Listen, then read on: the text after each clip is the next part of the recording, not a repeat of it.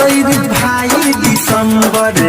दूर हमरा से भेल जान हमर जब से चढ़ल रे भाई दिसंबर दूर हमरा से भेल जान हमर साथ छोड़ देलकै मुँह मोड़ लेलकै साथ छोड़ देलकै मुँह मोड़ लेलकै नहीं जाने काहे रूठ गेले हाथ से हाथ छूट गेले नया साल में दिल हमर टूट गेले हाथ से हाथ छूट गेले नया साल में दिल हमर टूट गेले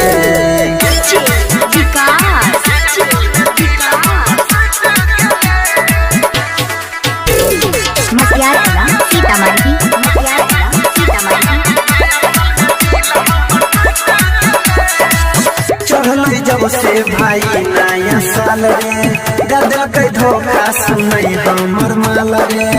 ओकरा बिना हम कैसे के जीवे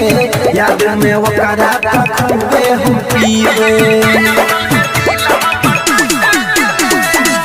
चढ़ल जब से भाई नया साल रे दादा के धोखा सुनै हमर माल रे ओकरा बिना हम कैसे के जीवे याद में ओकरा खूबे हम पीवे आई गेलै जनवरी होई गेलै गरबरी आई गेलै जनवरी होई गेलै गरबरी किस्मत हमर फूट गेलै हाथ से हाथ छूट गेलै नया साल में दिल हमर टूट गेलै हाथ से हाथ छूट गेलै नया साल में दिल हमर टूट गेलै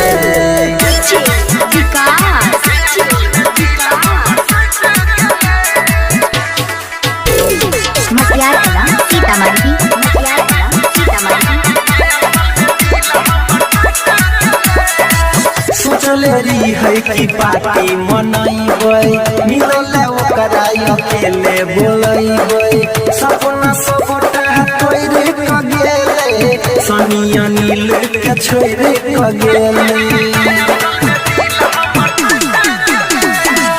सोचले रही है कि पार्टी मनैबै मिलले ओकरा अकेले बोलैबै सपना सबटा तोड़ क गेलै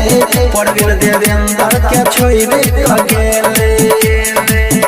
हमर मन लैने बात गेलै दोसरा के साथ हमर मन लैने बात गेलै दोसरा के साथ जिंदगी हमर लूट गेलै हाथ से हाथ छूट गेलै